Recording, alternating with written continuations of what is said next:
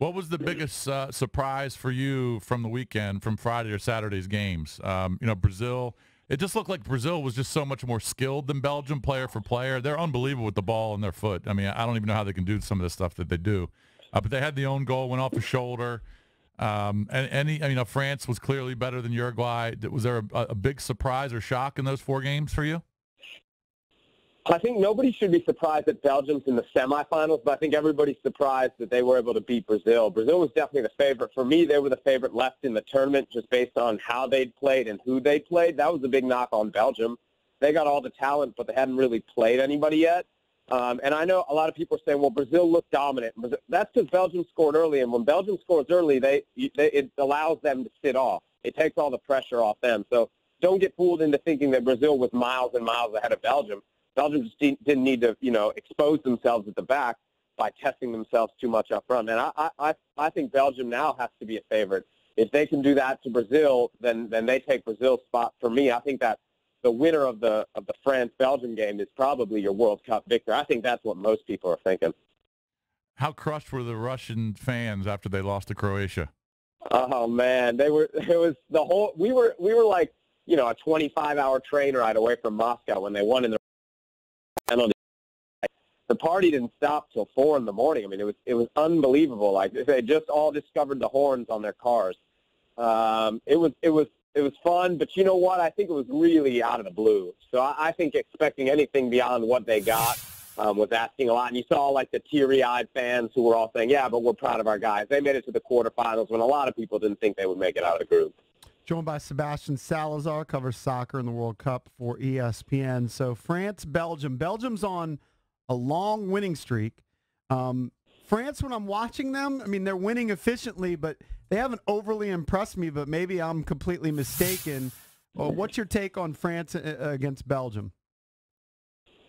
In soccer, they say, this is a good one for the neutrals. If you don't have a rooting interest, you're going to enjoy it because it should be back and forth pretty wide open. That's how both teams like to play. Lurch, some might say take the over in a game like this. All right.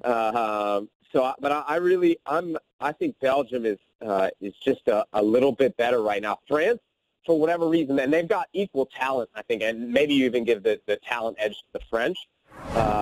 But they haven't really hit full gear yet at a tournament like this. And I kind of worry, like we've had at this point 5 games, and I don't know that I've seen a full France yet. They were good against Argentina, good enough to score 4 goals, but, bad enough to allow 3.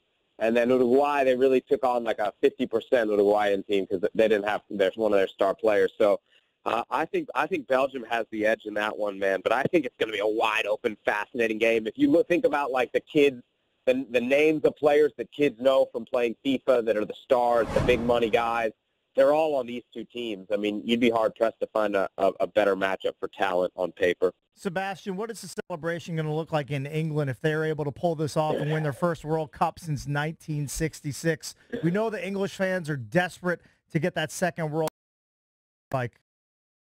It's coming home, they say, right? Yeah, I keep seeing that hashtag. Yeah. They'll party for a long time, and we won't ever hear the end of it, the rest of the world, because we're still hearing about 1966. Look, it's they are like a standard in futility for a long time.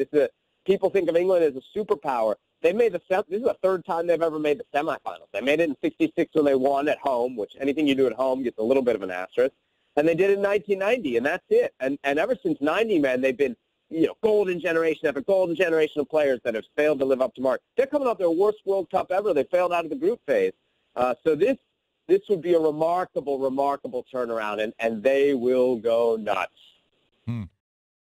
Harry there.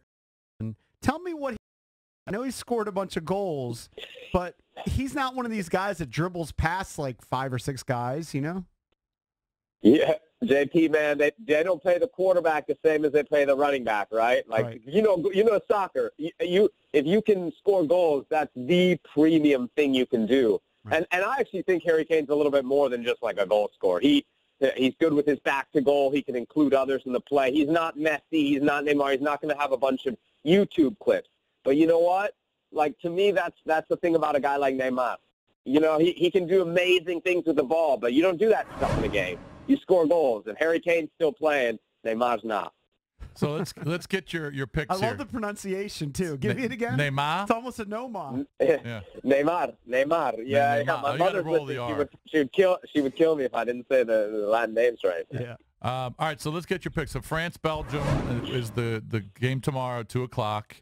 And France is plus 150 if you like them to win. Belgium's plus 210, so France is a slight favorite there. And then the total's 2.5 if you like to go over. They're plus 105. Under's minus 125. So Vegas expects this to be a Belgium or a France win and a low-scoring game. What do you like?